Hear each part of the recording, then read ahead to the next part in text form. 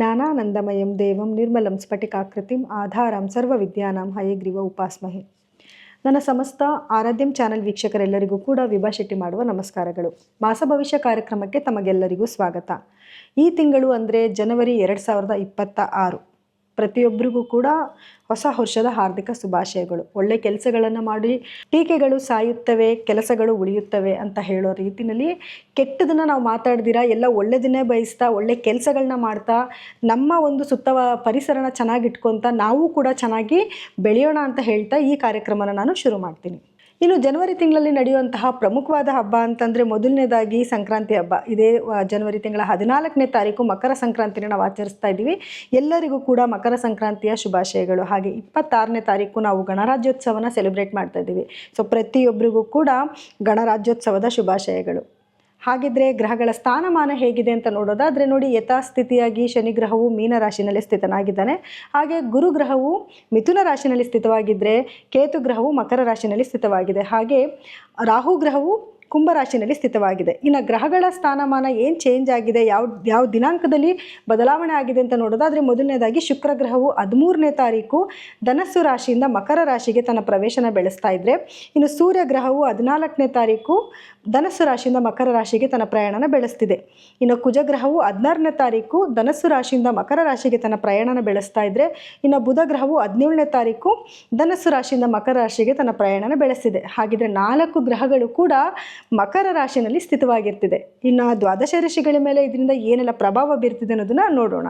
ಇನ್ನು ಕನ್ಯಾ ರಾಶಿಯವರ ಜನವರಿ ತಿಂಗಳ ಭವಿಷ್ಯ ಹೇಗಿದೆ ಅಂತ ನೋಡೋದಾದರೆ ನೋಡಿ, ಕನ್ಯಾ ರಾಶಿಯವರಿಗೆ ಮೊದಲನೇದಾಗಿ ಗುರುವಿನ ಒಂದು ಸ್ಥಾನಮಾನ ತುಂಬ ಚೆನ್ನಾಗಿದೆ. 10ನೇ ಮನೆಯಲ್ಲಿ ಗುರು ಸ್ಥಿತನಾಗಿ ಕೂತ್ಕೊಂಡಿರೋದ್ರಿಂದ ಕೆಲಸಗಳಲ್ಲಿ ಒಂದು ಒಳ್ಳೊಳ್ಳೆ ಆಪರ್ಚುನಿಟೀಸ್ ತೊಗೊಂಬರೋದು, ಬಿಸ್ನೆಸ್ಸಲ್ಲಿ ಡೆವಲಪ್ಮೆಂಟ್ ಆಗುವಂಥದ್ದು, ನೀವು ಮೊದಲೇ ವ್ಯಾಪಾರ ಮಾಡ್ತಾ ಇದ್ದೀರಾ ಅಂತಂದರೆ ಅದನ್ನು ಡೆವಲಪ್ಮೆಂಟ್ ಮಾಡ್ಕೊಳ್ಳುವಂಥದ್ದು, ಮೊದಲು ಆಗ್ತಿದ್ದ ವ್ಯಾಪಾರಕ್ಕಿಂತ ಇವಾಗ ಸ್ವಲ್ಪ ವ್ಯಾಪಾರಗಳು ಜಾಸ್ತಿ ಆಗುವಂಥದ್ದು, ಒಳ್ಳೊಳ್ಳೆ ಆಪರ್ಚುನಿಟೀಸ್ನ ತೊಗೊಂಬಂದು ಕೊಡುವಂಥದ್ದು, ಇದೆಲ್ಲನೂ ಕೂಡ ಆಗುವಂಥ ಒಂದು ಶುಭ ಸಮಯ ಅಂತಲೇ ಹೇಳ್ಬೋದು. ನೀವೇನಾದರೂ ಪಾರ್ಟ್ನರ್ಶಿಪ್ನಲ್ಲಿ ಏನಾದ್ರು ಬಿಸ್ನೆಸ್ನ ಡೆವಲಪ್ಮೆಂಟ್ ಮಾಡ್ಕೊಬೇಕು ಅಥವಾ ಹೊಸ ಹೊಸ ಬ್ರಾಂಚಸ್ನ ಓಪನ್ ಮಾಡಬೇಕು ಅಂದರೂ ಕೂಡ ಅದೆಲ್ಲದಕ್ಕೂ ಒಂದು ಗುಡ್ ಟೈಮ್ ಅಂತ ಹೇಳ್ಬೋದು.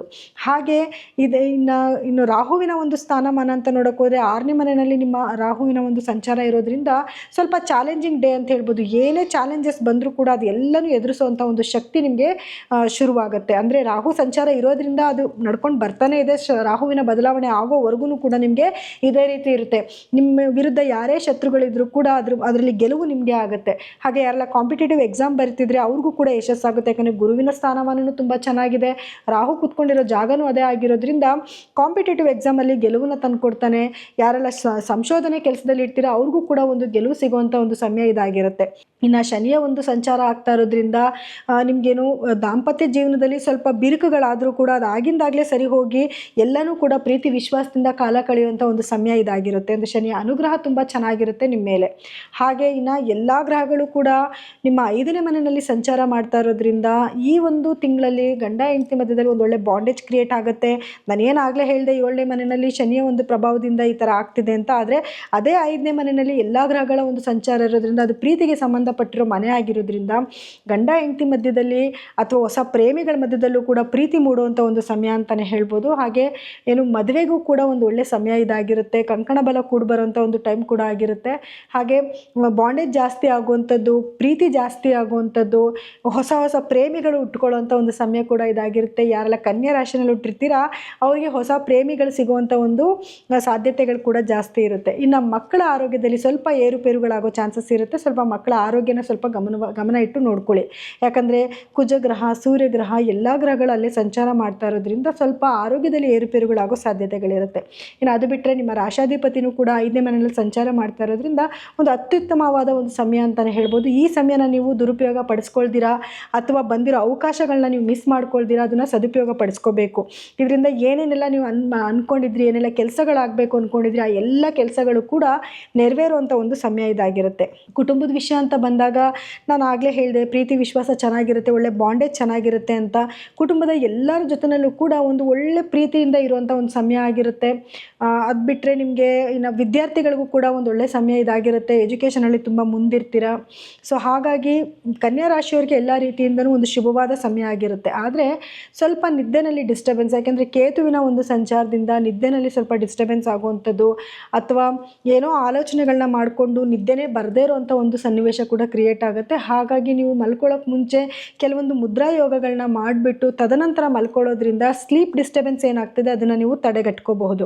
ಇನ್ನು ಪರಿಹಾರವಾಗಿ ಏನು ಮಾಡಬೇಕು ಅಂತ ನೋಡೋದಾದರೆ ನೋಡಿ, ಬುಧ ಗ್ರಹದ ಒಂದು ಸಂಚಾರ ತುಂಬ ಚೆನ್ನಾಗಿರೋದ್ರಿಂದ ನೀವು ವಿಷ್ಣು ಸಹಸ್ರನಾಮನ ಪ್ರತಿದಿನ ಕೇಳುವಂಥದ್ದು, ಹಾಗೆ ಲಕ್ಷ್ಮೀ ದೇವಿಯ ಆರಾಧನೆ ಮಾಡುವಂಥದ್ದು, ಹಾಗೆ ರಾಹುವಿನ ಒಂದು ಪ್ರಭಾವ ಇನ್ನೂ ಚೆನ್ನಾಗಿ ಸಿಗಲಿ ಅನ್ನೋದಕ್ಕೋಸ್ಕರ ದುರ್ಗಾದೇವಿಯ ದೇವಸ್ಥಾನಕ್ಕೆ ಹೋಗೋದು, ದುರ್ಗಾದೇವಿಯ ಮಂತ್ರಗಳನ್ನ ಪಠನೆ ಮಾಡುವಂಥದ್ದು, ಗುರುಗಳ ಆರಾಧನೆ ಮಾಡೋದು. ನೀವು ಎಷ್ಟು ಗುರುಗಳನ್ನ ಆರಾಧನೆ ಮಾಡ್ತೀರೋ ಈ ತಿಂಗಳಲ್ಲಿ ನಿಮ್ಗೆ ಅಷ್ಟು ಶುಭ ಫಲಗಳು ಸಿಗುವಂಥ ಒಂದು ಸಮಯ ಆಗಿರುತ್ತೆ. ಸೊ ಇದೆಲ್ಲನೂ ಮಾಡ್ಕೊಳ್ಳಿ. ಈ ತಿಂಗಳಲ್ಲಿ ನಿಮಗೆ ಸಿಗುವಂಥ ಎಲ್ಲ ಅವಕಾಶಗಳನ್ನು ಕೂಡ ನೀವು ಸದುಪಯೋಗ ಪಡಿಸ್ಕೊಳ್ಳಿ.